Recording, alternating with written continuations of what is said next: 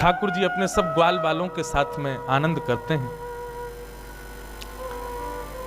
सब ग्वाल बालों के साथ में ठाकुर जी नन्हे से गोपाल जी खेल रहे थे।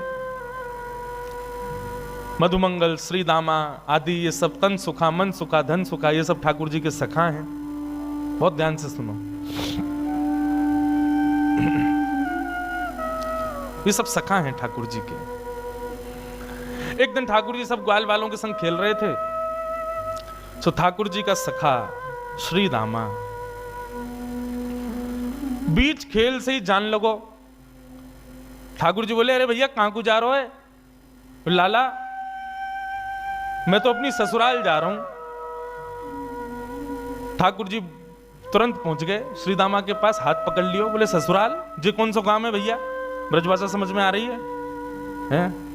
देखो भैया, आप सब लोग अधिकतर यहाँ अहीर समाज के लोग बैठे, आप सब लोग ब्रज से ही हो, आपके सब पूर्वज ब्रज के ही हैं। ब्रज भाषा तो समझ में आनी चाहिए, आपके द्वारिकाधीश की भाषा है। ठाकुर जी बोले, भैया ये श्रीदामा जे कौन सा गांव है? ससुराल। श्रीदामा बोलो, अरे बाबड़े ससुराल गांव ना होवे। बोले, तो फिर का होवे ससुराल? बोले, ससुराल होवे ब्याह एवे के बाद में एक नहीं दो घर है, जहां एक तो होवे अपनी मैया को घर, पिता को घर, और एक होवे पत्नी के मैया पिता को घर, वाकू के ससुराल। ठाकुर जी बोले, तेरी बात मेरे पल्ले ना पड़ रही लाला। अरे ससुराल कहा होवे मुझको जल्दी बता। बोले, अरे ससुराल मतलब पत्नी को माई को। ठाकुर जी बोले, पत्नी जी पत्नी कौन होवे भैया? श्रीदामा समझा रो है, अरे लाला तू तो बड़ो भोरो है, नेक बड़ो है जाएगो तो तेरो ब्याह है जाएगो, तेरी पत्नी आ जाएगी। ठाकुर जी बोले, मेरी पत्नी आवेगी? बोले, हम बे, तो फिर मेरो ससुराल कहां है? श्रीदामा बोला, मो का पता तेरो ससुराल कहां है? जब ब्याह होगा तब पता चलेगी तेरो ससुराल कहां है। अब तो ठाकुर जी हट करने लगे, बोले, ना मेरो ससुराल बता, मेरो ससुराल कहां है? श्रीदामा बोलो, अरे अपनी मैया तो जाके पूछ ले, तेरी मैया बता देगी तेरो ससुराल कहां है। ठाकुर जी खेलते कूदते आज घर आए। यशोदा मैया रसोई घर में प्रसाद सिद्ध कर रही है। ठाकुर जी आके गोद में बैठ गए, बोले, मैया मेरो ससुराल कहां है? अब तो जैसे मैया ने सुनी मेरो ससुराल कहां है, लाला बोल लो। मैया बोली, लाला ये कहां से सीखे आयो? बोले, आज मैया मैं खेल रहे हो तो श्रीदामा अपनी ससुराल गए हो, तो वो बोलो मैं ससुराल जा रहा हूं, तब से मेरे मन में आ रही मेरो ससुराल कहां है। मैया बोली, ससुराल लाला जब ब्याह जाएगा तब आएगा ससुराल। बोले, जय श्रीदामा कह रहा हूं, मेरो ब्याह कब होएगा मैया? बोले, अरे अभी तू बड़ो तो है जा लाला, तू पे मोह दोनों आवे ना, मैं खवाऊं तो खावे, मैं चलाऊं तो चले, मैं उठाऊं तो उठे, मैं नभाऊं तो नहावे। जब बालक बच्चे सब अपने आप अपने कामन को करन लगे तब उनको ब्याह कर दिया जाए, तब उनके काजे बहू आवे, तब ससुराल होवे। ठाकुर जी बोले, मैया मैं सब काम कर लूंगा अपने आप, तू मेरा ब्याह करा दे और मेरे काजे बहू लिया। मैया बोली, नेक बड़ो तो है जा लाला, कहां ते लाऊं तेरे काजे बहू? ठाकुर जी बोले, या तो मेरे काजे बहू ला, नहीं तो श्रीदामा अपनी बहू ला रहा, बाकी बहू को मैं ले आऊंगा, वो बहू मेरी है जाएगी। मैया जोर से हंसी, बोले, लाला तेरी बात ऐसी ऐसी बात बनावे, बैठो बैठो। मैया बोली, करा दूंगी तेरो ब्याह, ज्यादा चिंता मत करे। अब तो ठाकुर जी रोने लगे, मैया मेरो अभी ब्याह करा, अभी ब्याह जाऊंगा, मैं तो अभी ब्याह करूंगा। यशोदा मैया परेशान है गई, बोले, लाला चल करा दूंगी तेरो ब्याह, अब रोवे मत। बोले, कब करावेगी? तिथि बता मोकू, तिथि बता, दिन बता, समय बता, सब बता, तभी जाऊंगा यहां से। यशोदा मैया तो ऐसी परेशान भाई ऐसे हमारे नन्हे से गोपाल जी बहू की और ससुराल की आस में बैठे। श्रीदामा को ब्याह माधवी गोपी से भयो, माधवी सखी से भयो। माधवी आज श्रीदामा माधवी को लेने के लिए ससुराल गए। ससुराल से जैसे ही माधवी आने लगी, सुमैया ने पढ़ा दी माधवी और पढ़ा लिखा करके भेजी। बोले, देख तू अपने ससुराल जा रही है, जमाई राजा लेवे आए हैं, लेकिन ध्यान रखियो, याद रखियो ससुराल में सबको सम्मान करियो, सबको आदर करियो, सबसे प्रेम से रहियो। मैया खूब सिखा पढ़ा के भेजी अपनी बहू को। लेकिन तेरे पति को एक सखा है, वा को नाम कृष्ण है, बस वाह से सावधान रहियो। क्यों मैया, वाह से सावधान क्यों रहूं मैं? बोले अरे मैंने सुनो है वो कन्हैया जाकू अपना रूप दिखा दे, जाकू एक बार अपनी तिरछी नजर से देख ले, वाको फिर गृहस्थ आश्रम गृहस्थ जीवन बर्बाद हो जाए। वो फिर वही को देखते रहे, वाके रूप में कछु जादूगर है वो जाकू देख ले, वाकू अपनो बना ले, फिर वो अपने पति को ना रहे वही को है जाए। मां की बात सुन करके माधवी घबरा गई। बोले ऐसा कैसो है कि पति छूट जाए वासे? बोले यही मारे मैं कह रही हूं, तू सब कछु करियो, लेकिन तू मुझको वचन दे के जा, वाह कृष्ण को अपना मुख मत दिखाइयो। चाहे तो कुछ जीवन भर घूंघट करके रहना पड़े, लेकिन कृष्ण को मुख मत दिखाइयो। माधवी बोली मैया मैं वचन दे के जा रही हूं, वह कृष्ण को मुख नहीं दिखाऊंगी। श्री दामा माधवी को लेकर के ब्रज जा रहा है। श्री दामा पहले ही माधवी से चर्चा करते आ रहा हो रास्ता भर। सो श्री दामा ने कही, बोली अरे सुन, ब्रज में अभी मैया मिलेगी, पिताजी मिलेंगे, सब मिलेंगे, सबके संग फिर बोलो मेरो एक सखा है कृष्ण, वाकू जब से मैंने बताई ससुराल के बारे में, ब्याह के बारे में, तब ते बड़ा उतावलो है, तो है सके वो तो से मिलवे आवे तो वाकू अपना मुख दिखाई दियो। मीराबाई ने जैसे ही कृष्ण को नाम सुनो महाराज, आदि माधवी ने जैसे ही कृष्ण को नाम सुनो, आधे रास्ता में ही घूंघट कर लियो। बोले वहां से ही तो बचवे के काजे मैया ने कही है, वाक को मुख नहीं दिखाऊंगी। बंधुओं, संसार में जिससे मुख छुपाना चाहिए हम उसको तो दिखाते हैं, और जिससे कभी नहीं छुपाना चाहिए उसी से छुपाते हैं। संसार के विषय भोग विलास आदि इन सबके आगे हम अपने आप को प्रत्यक्ष प्रस्तुत कर देते हैं, और ठाकुर जी की भक्ति, ठाकुर जी के भाव में सदैव गोपनीय रखते हैं, सदैव अपने आप को पीछे रखते हैं। ऐसा क्यों? कथा का नाम सुनकर के रसिक जन आते हैं, ठीक है, अच्छा आप लोग भी पधारे हो, पर यहीं कोई ऐसी लीला होने वाली होती जिसमें थोड़ा मनोरंजन हो तो भीड़ ज्यादा होती है। कथा ही तो है, मीराबाई के चरित्र तो सुनाएंगे, क्या करना सुन करके? नहीं, ठाकुर जी से संबंधी कोई भी बात हो उसमें तो बढ़ करके आगे आओ, बढ़ करके आगे भाग लो, उसमें चिंता मत करो। मीराबाई ने अपना मुख छुपा लियो। माधवी ने जैसे ही वृंदावन पहुंची बैलगाड़ी,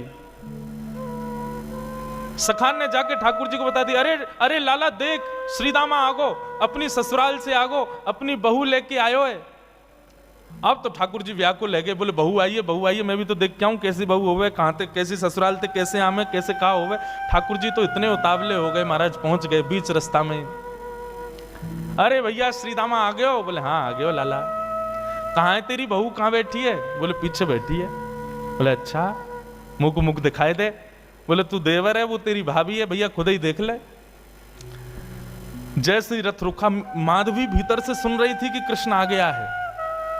माधवी ने घूंघट कर लियो, आसपास सौल आदि और पड़ी, वो भी ऊपर से डाल रही, मुख मोड़ करके बैठी है, कहीं से भी मुख दिख नहीं जाए, एक अंग भी मेरो दिख नहीं जाए, मेरो पातिव्रत धर्म नष्ट नहीं है जाए। मेरी मैया ने मुझसे कही कि जो वाकु देख ले या वाक्य नेत्रन में आ जाए वो कभी जीवन भर अपने पति की ना रह पावे, वाकु मुख नहीं दिखाऊंगी।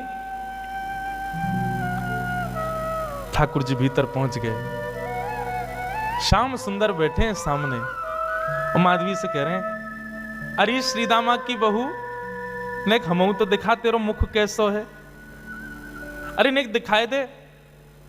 मेरी मैया ने तो, मैंने तो मैया से कही मैं श्रीदामा की बहू ले जाऊंगा, मैं तो तू को ले जावे वारो, लेकिन मैया ने मुझसे कही है कि वो मेरा ब्याह कराए देगी। मैं तो ब्याह कर लूंगा, मेरी वो बहू आ जाएगी, लेकिन एक बार देखूं तो सही बहू होवे कैसी है, नेक दिखाए दे। मीराबाई तो और छुपावे, मुख नहीं दिखावे ठाकुर जी को। ठाकुर जी कभी पाम पकड़े सो इधर को है जाए, नेक ठाकुर जी बगल में आमे सो इधर को भाग जाए। खूब देर ठाकुर जी मनोहार करते रहे, लेकिन माधवी ने अपना मुख नहीं दिखाया। थोड़ी बहुत देर तो ठाकुर जी मनोहार करते रहे, जब माधवी ने मुख नहीं दिखाया सो ठाकुर जी बोले, देख तू मोसो अपनो मुख छुपाए रही है, तो है ना पतो मेरो मुख देखवे के काजे सब तरस हैं, सब तड़फ हैं। बड़े बड़े ऋषि महात्मा ज्ञानी हिमालय पर जाकर के तपस्या करें तब जाके मेरो मुख दिखे, और तेरे सामने प्रत्यक्ष बैठा हूं, हाथ जोड़ रहा हूं, पाम पर रहा हूं, तब वो अपना मुख नहीं दिखा रही है। जा तड़पेगी तू मुख को देखवे के काजे, तरसेगी, व्याकुल रहेगी जीवन भर। माधवी ने मानो ऐसा इशारा किया कि मोह देखवे की जरूरत ना है, मोह तड़पे की जरूरत ना है, चले जाओ यहां से। ठाकुर जी निकल के बाहर आए, बोले अरे श्रीदामा, मोह तो लगे तेरी बहू भेड़ी दिखे, बाकी आंख कमजोर, बाकी एक आंख ते काणी है। श्रीदामा बोलो नहीं तो। बोले तो नाक टेढ़ी है, बोले नहीं तो। बोले होठ कटे हुए हैं, बोले नहीं तो। बोले दिखाई ना रही, ऐसे मुंह छुपा रही है जैसे कितनी कुरूपणी है। कोई बात ना श्रीदामा, मेरी बहू आवेगी, मैं तो को नहीं दिखाऊंगा, ले जा अपनी बहू है। माधवी चली गई, अपने घर आ गई। लेकिन बंधुओं, गोविंद दामोदर स्तोत्र में कहते हैं ना,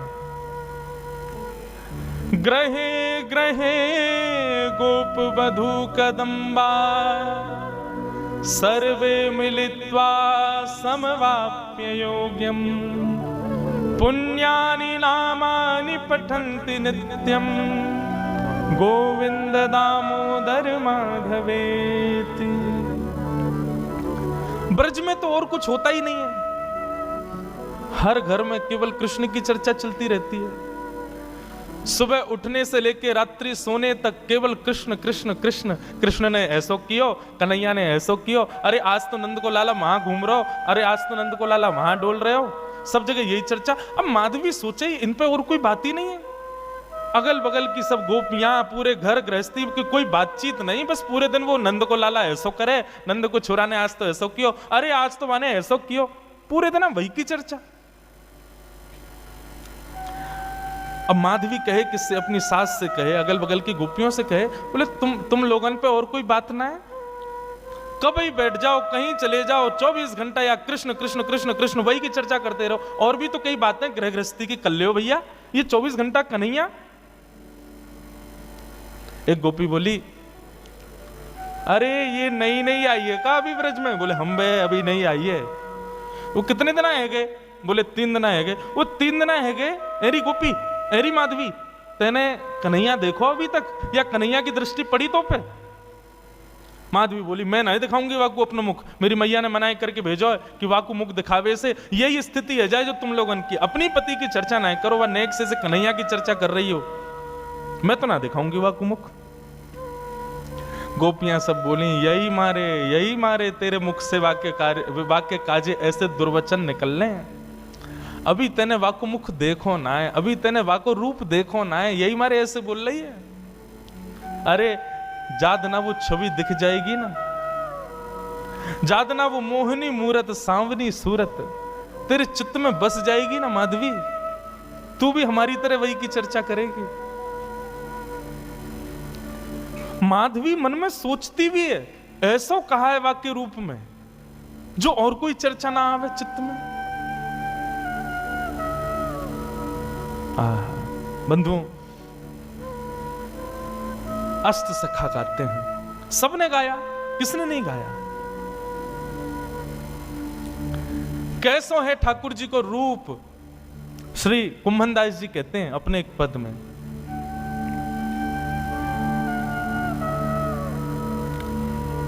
नैना पलक लागे नहीं रूप देखे। अरे माधवी, वह कन्हैया को रूप कैसो है? बोले नेत्रन से जब वो सामने दिखेगा ना, तो जैसे पलक मानो झपकनो अपने आप को भूल जाएंगी, ये पलक नीचे आनो भूल जाएंगे। आज हम संसार की कोई वस्तु देखें तो पलक ना जाने कितनी बार झपके, हमें खुद को पता ना चले। बोले श्याम सुंदर जब नेत्रन के सामने आएंगे तो पलक भी भूल जाएंगी कि हमको झपकनो है, ऐसा रूप है वाको। गोवर्धन के अंग अंग प्रति निरख नैन मन रहत नहीं। अरे वाको एक एक अंग ऐसा है कि एक अंग को देखेगी तो वर्षों तक एक ही अंग को चिंतन चलता रहेगा।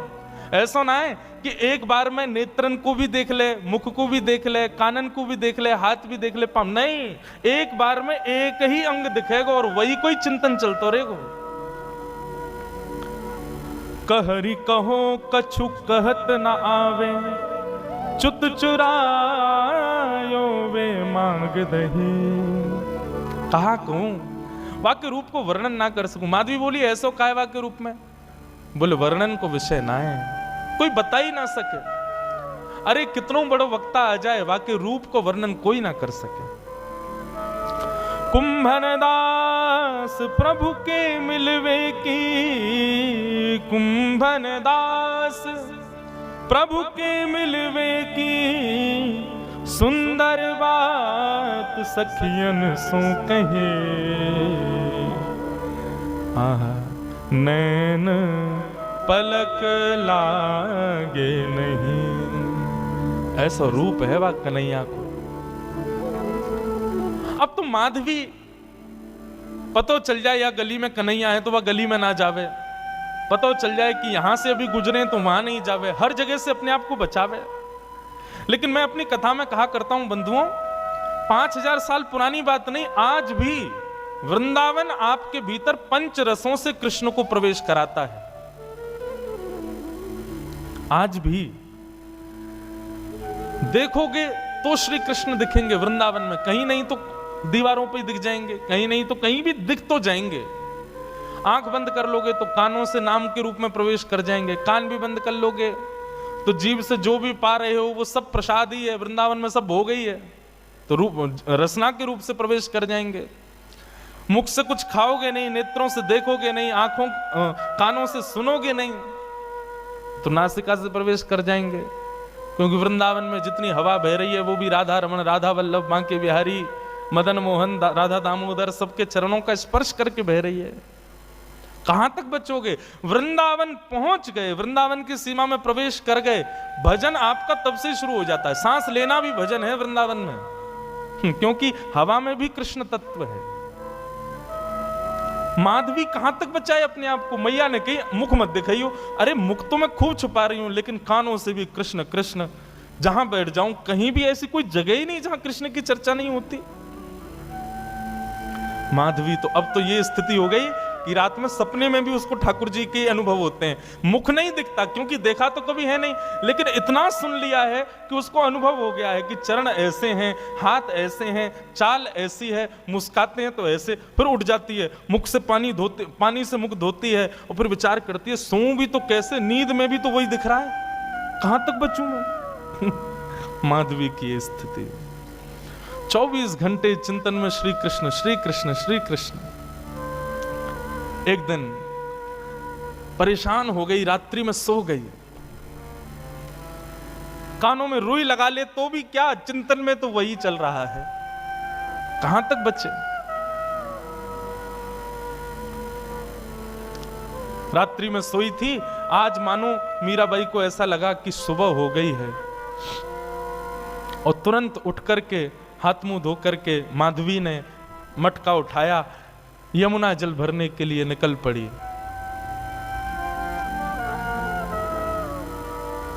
उसको लगा समय हो गया है यमुना जल भरने का। सब गोपियां साथ में जाती थी यमुना जल भरने के लिए, लेकिन मीरा आज माधवी समय से पहले ही उठ करके चली गई। उसको लगा कि समय हो गया है और पहुंच गई यमुना के तट पर। तट पर जाकर के देखा अभी तक कोई भी नहीं, अकेली मैं, बाकी सब कहां चली गई। हो सकता है मुझे विलंब हो गया हो, या मन में भाव आया मैं जल्दी आ गई हूं तो कोई बात नहीं, भर लेती हूं, आई गई हूं तो। अकेली है यमुना के तट पर माधवी।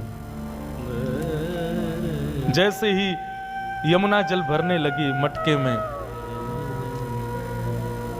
रोज उठा के लेके जाती है खुद ही, लेकिन आज मटके में जल जैसे ही भरा, उठाया तो उठे ना, भार बढ़ गया है, भारी हो गया है।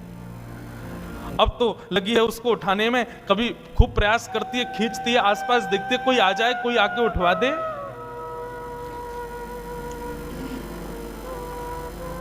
इतने में ही बांकी अदा से अपनी चाल चलते भये, त्रिभंग लली श्याम सुंदर, कमल कटाक्ष नेत्र हैं, सुंदर दंतावली, चंदन की सुगंधी से आच्छादित करते हुए मार्ग को पहुंच गए यमुना के तट पर। माधवी आसपास देख रही है, कोई दिखे तो आवे उठवावे। तभी दृष्टि पड़ी श्याम वर्ण नन्हे से श्याम सुंदर छोटो सा बालक। माधवी ने देखा तो था नहीं उनको, देख करके लगा अरे पता ना कौन सी गोपी को छोटो सा सुंदर सा बालक सवेरे सवेरे जमुना के तट पे घूम रहा है। मीराबाई ने तुरंत आवाज दी, अरे ओ लाला, अरे ओ भैया नेक आइयो, इतको आइयो। ठाकुर जी कूदते फांदते अपनी चंचल अदा से कभी यहां देखें कभी वहां देखें, ऐसी मधुर मुस्कान उनकी, पहुंच गए माधवी के पास। एक बार को तो मानो जैसे देखती ही रह गई माधवी, लेकिन मन में ये एक बार भी नहीं आया कि ये वही तो नहीं है जिससे बचना चाह रही हूं। नन्नो सो बालक है, चंचल सोया को बदन है, जरूर कोई गोपी को छोरा होगो। मटकी रखी है और माधवी ने कही, अरे लाला तूने किए जल की भरी, यमुना जल की भरी मटकी ने उचाए दे, मुंह पे उठना ही रही है, बहुत भारी है गई है। ठाकुर जी इशारों करके बोले हाँ मैं उठवाए दूं। अब भाई जैसे मीराबाई माधवी उठाने लगी, ठाकुर जी ने अपनी दोनों भुजान को वहां में मानो जैसे एक भाव जैसो दियो, सोई मटकी उठ गई। अब मटकी तो उठी, ठाकुर जी नेक से नेक उठा के इतनी ऊपर तक कर देते, लेकिन ज्यों ज्यों मटकी उठाई ठाकुर जी त्यों त्यों लंबे रहते चले गए और बिल्कुल मीराबाई के सन्मुख खड़े है गए। ऊंचाई करके जैसे मटकी शीश पे धारण कराई, शीश पे मटकी धारण करते ही माधवी ने अपने नेत्रन से सामने देखो, और जैसे ही सामने देखा, आहा वरहा पीडम नटवर वपुः कर्णयो कर्णकारम विभ्रदवासः कनक कपि संवै जयंतीम चमालाम रंध्रान वेणु वधर सुधया पूरयन गोप वृंदै वृंदारण्यम स्वपद रमणम प्राविशद गीत कीर्ति। दोनों भुजा से मटकी पकड़ रखी है, नेत्रों से सामने श्याम सुंदर को देख रही है, मुख खुला हुआ है, प्रश्वेत के बिंदु माथे से नीचे गिर रहे हैं और अचेत अवस्था में मीराबाई उनके रूप को देख रही है, माधवी उनके रूप को देख रही है। ठाकुर जी के नेत्र ही तो खतरनाक है सबसे ज्यादा। एक बार दृष्टि पड़ जाए तो फिर कोई और के रह नहीं पाओगे। मेरे मन में बंधुओं आता है कि हम ठाकुर जी के दर्शन करके पुनः सहज इसलिए हो जाते हैं क्योंकि हमने उनको देखा, उन्होंने अभी हमको नहीं देखा। कभी ठाकुर जी ने यदि हमको देख लियो ना तो एक बार उनके सामने जाके फिर सहज नहीं हो पाओगे, फिर अन्यत्र कहीं मन लग नहीं पाएगा। मीराबाई माधवी अचेत खड़ी है, ठाकुर जी से जितनों बचनों चारे ठाकुर जी ने उतने सबरे अपने बाण मार दिए, नेत्रन से कटाक्ष मार दी, मधुर मुस्कान कर दी, अपने रोम रोम को दर्शन कराई दियो। महाराज अब तो माधवी की स्थिति एक जड़वत कोई मूर्ति जैसे खड़ी रहती है, ऐसे खड़ी है। गोपियों ने एक ही दिन पहले ही बताया था कि वो दिख जाता है तो क्या होता है, वही हो गया। अब ठाकुर जी तो अपने सैन चला करके वहां से भाग गए। समय हुआ उन गोपियों के आगमन का जो यमुना जल रोज भरती थी। जैसे ही आई, आकर के देखा अचेत अवस्था में अभी भी ऐसे ही खड़ी है माधवी। सबने आकर के देखो, अरे ये तो हमारी माधवी है, अरे ऐसे कैसे खड़ी है भैया, अरे सांप सूंघ गए हो का है गो, ये तो ऐसे मूर्तिमंत है कि खड़ी है। कोई हाथ पकड़े, कोई पाम पकड़े, कोई मुख को खींचे, थोड़ी हिलावे, लेकिन बिल्कुल मूर्तिमंत। नेत्रों से केवल 2 अश्रुबिंद गिर रहे हैं, आंखें पलक झपक भी नहीं रही हैं, मानो केवल देह खड़ा हो, चित्त वृत्ति तो ले गया अपने साथ। खड़ी एक गोपी बोली, अरे का है गो, कोई न टोना कर दियो का, कोई न मंत्र फूक दियो का। एक गोपी मंद मंद मुस्का के बोली, बोले कहीं ऐसा तो ना है नंद जी को छोनाया ने देख लिया होए। अरे जो ज्यादा वासे बचवे को प्रयास करे वो वही कोई पकड़े। ये बहुत घूमती ना, वाकू नहीं देखूंगी, वाकू मुख नहीं दिखाऊंगी, वासे वाकू वाकी तरफ नहीं करूंगी, मुझे लगे कहीं वही ने तो याकू अपनो दर्शन नहीं करा दियो।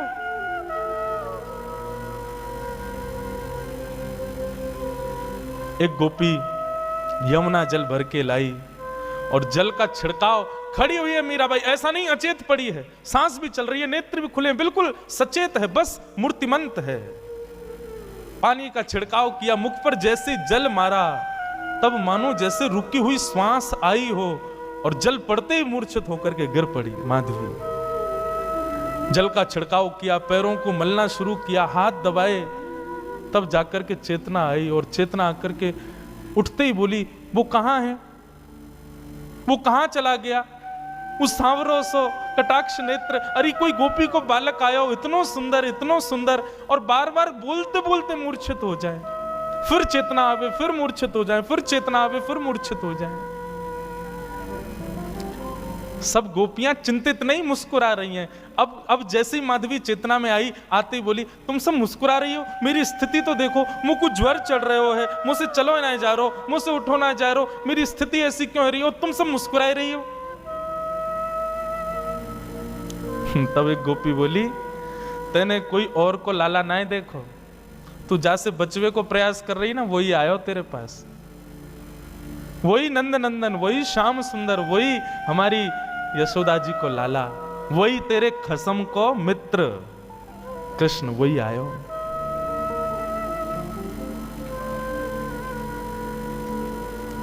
मीराबाई, माधवी अब तो बेचैन हो गई, मैं कहां करूं, कहां जाऊं, मुझको घबराहट है रही है, मुझसे उठो ना जा रहा, मुझसे चलो ना जा रहा, मैं बोल भी ना पा रही, बार बार अचेतना है रही है, कछु करो ना। सब प्रकार के प्रयास किए, लेकिन माधवी कहे नहीं, अब तो एक ही उपाय है कि वाके सामने मुंह को ले चलो, मुंह को दिखाए दो, वाको रूप दिखाए दो।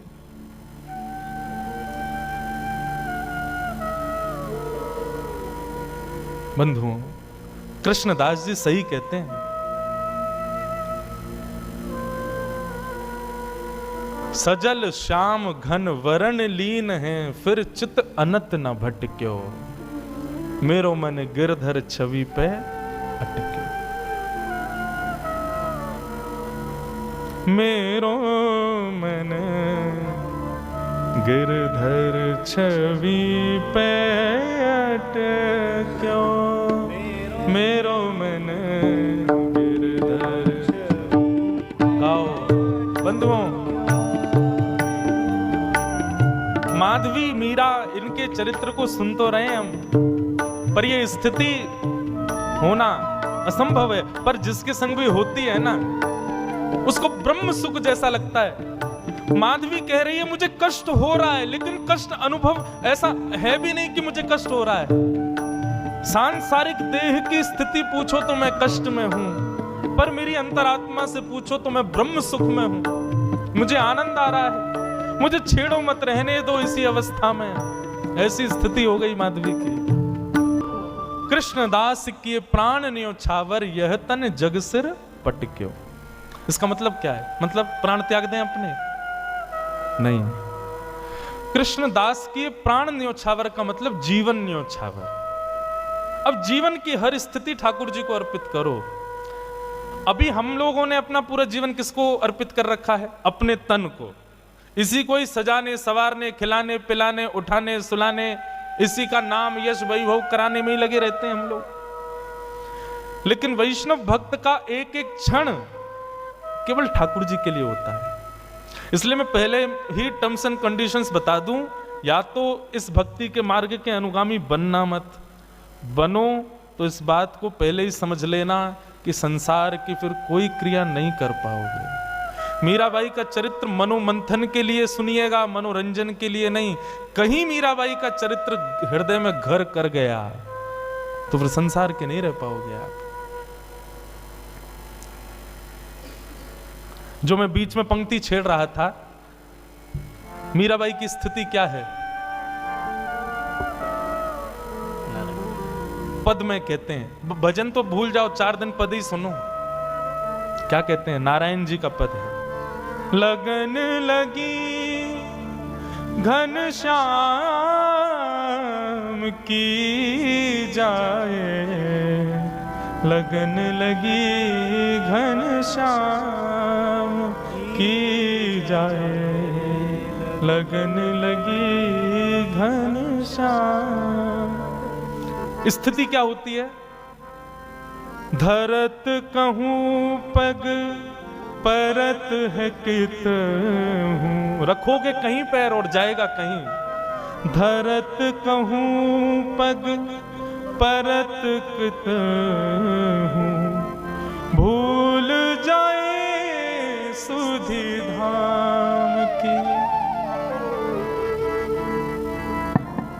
छवि निहार नहीं रह सार कछु, छवि निहार नहीं रह सार कछु, धरि पल निस दिन जाम की जाए, लगन लगी घनश्याम की जाए, लगन लगी घनश्याम की।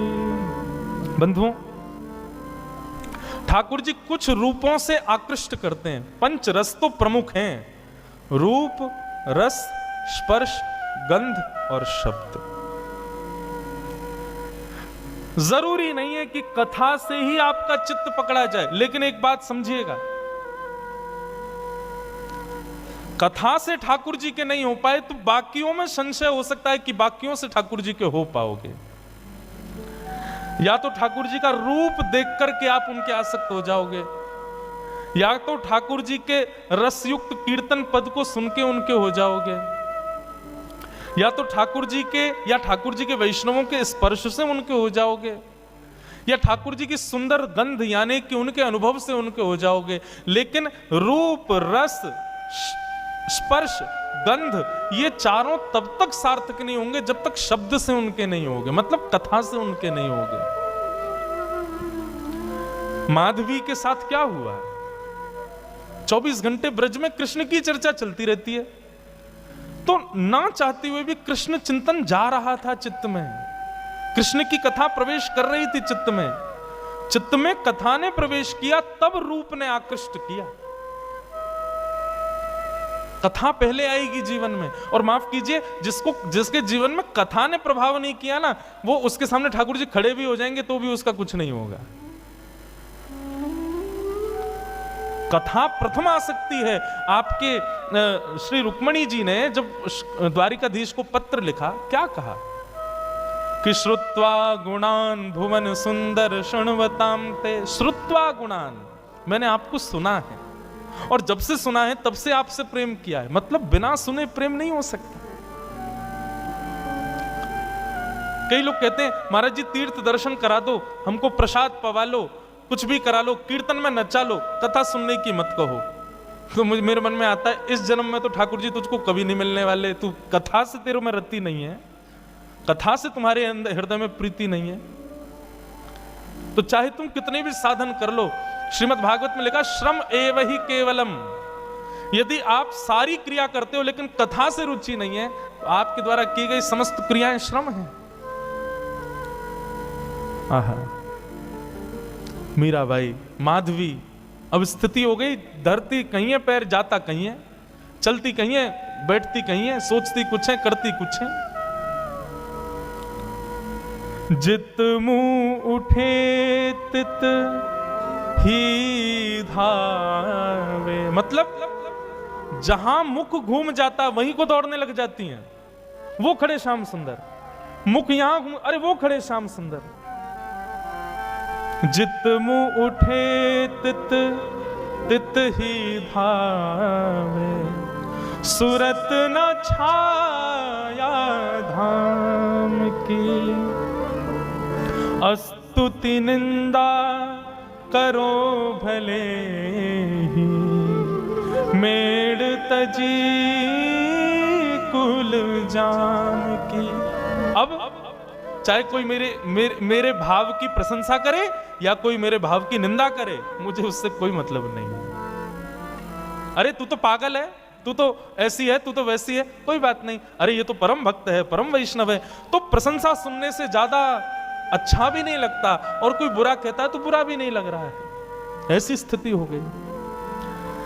नारायण बौरी भई डोले, नारायण बौरी भई डोले, रहू न काहू काम की जाहे, लगन लगी घन श्याम की जाए, लगन लगी घन श्याम।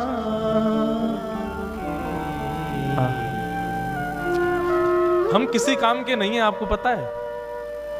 हमारी माता जी, हमारे परिवार के लोग हमसे इसलिए दुखी रहते हैं, बोले इससे केवल कथा करना आता और कुछ नहीं आता इसको। हम जब, वैसे तो घर जाने का अवसर नहीं मिलता, 2-3 महीना कथाओं में ही रहते हैं, लेकिन जब घर जाते हैं तो घर के काम माता जी कहती हैं ये भी देखो, वो देखो, भैया इतने दिन में आए हो, ये देखो, तो वो सब होता ही नहीं है।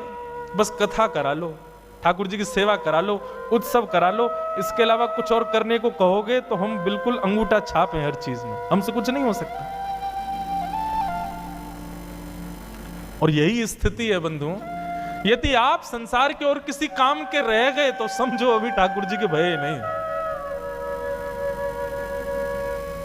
माधवी की स्थिति ऐसी हो गई। लगन लगी घन श्याम की जाए, लगन लगी घन श्याम। व्याकुल हो गई माधवी, गोपियों से कहने लगी मैं तुम्हारे हाथ जोड़ूं, पैर पूजूं, मुझे नंद नंदन के पास ले चलो। बंधुओं, यह हमारे ब्रज साहित्य की कथा है। ब्रज की कोई गोपी जब उसको ठाकुर जी का दर्शन करना होता था तो क्या करती थी?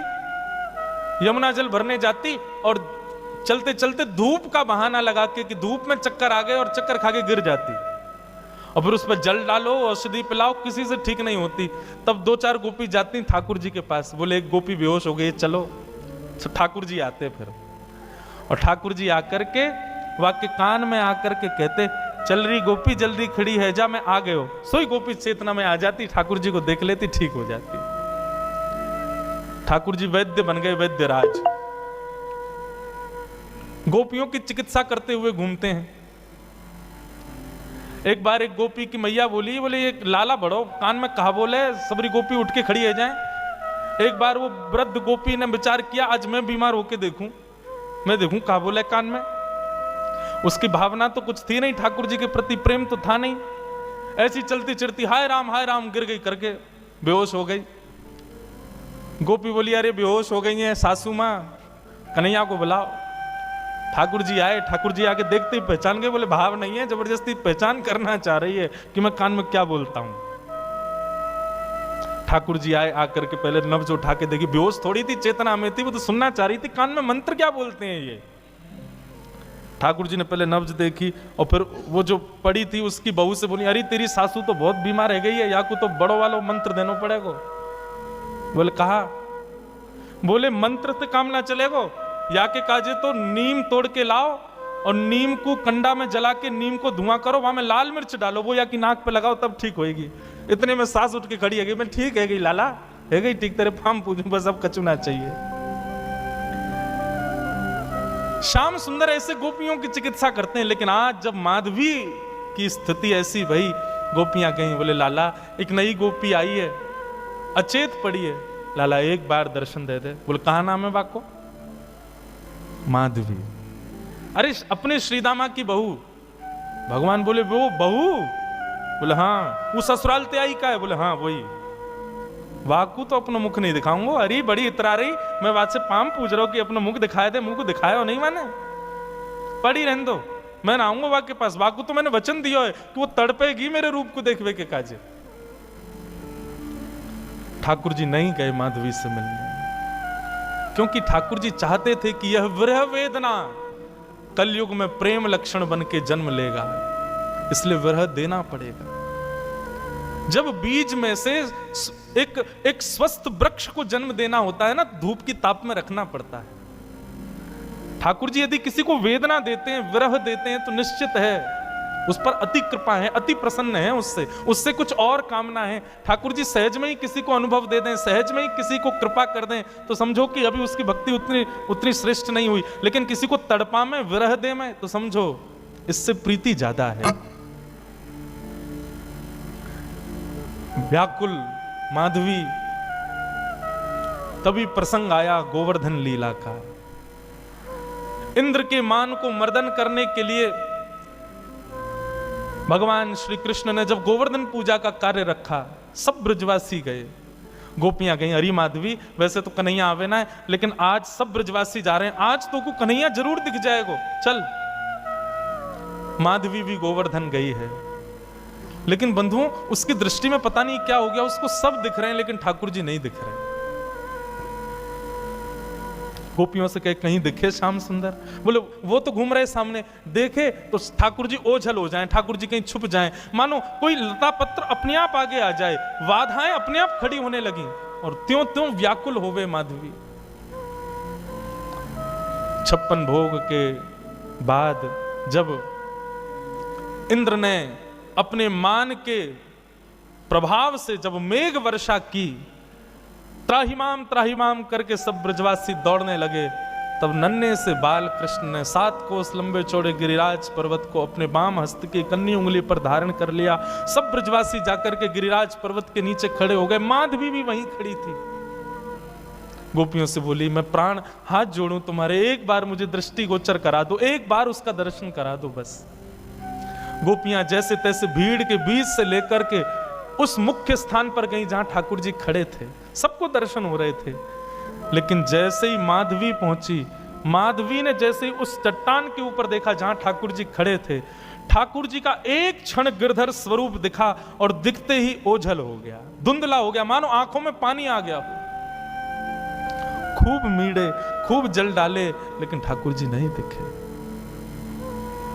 प्राण निकलने को होने लगे माधवी के, लेकिन निकल भी नहीं रहे हैं। सिर पकड़ के बैठी है, प्राण ही निकल जाए, नहीं दिख रहे हैं। तो चरणों में सर झुका दिया, बोले क्षमा कर दो, मैंने अपनी मां के गलत उपदेश का पालन किया, जिससे मुख छुपाना नहीं था उससे छुपाया, मुझसे अपराध हो गया नाथ। ठाकुर जी बोले, माधवी अब तो तुझे मेरा रूप नहीं दिखेगा, अब तो प्रतीक्षा कर। कितने वर्षों की प्रतीक्षा? ठाकुर जी बोले, 1 युग की प्रतीक्षा। अब तो तुझे मेरा दर्शन कलयुग में ही होगा, जाओ अब मेरी विरह वेदना रूपी भक्ति में ही रहो, उपासना करो मेरे रूप की, उपासना करो मेरी, तब जाकर के तुमको दर्शन होगा। माधवी का फिर उसके बाद जीवन केवल नेत्र बंद करके साधना युक्त रहती है, रोती है, विलकती है, लेकिन ठाकुर जी नहीं दिखते उसको। ब्रज की गोपियां भी कभी कभी माधवी के ऊपर तरसती हैं कि बताओ हम कितनी सौभाग्यवंत हैं कि हमको दिख जाते हैं, इसको दिखते ही नहीं है। सब आकर के रूप बताती हैं, आज श्याम सुंदर ने ऐसी पाग पहनी है, ऐसे वस्त्र पहने हैं, ऐसी, उन्हीं का ही चिंतन करके माधवी अपना जीवन यापन करती है।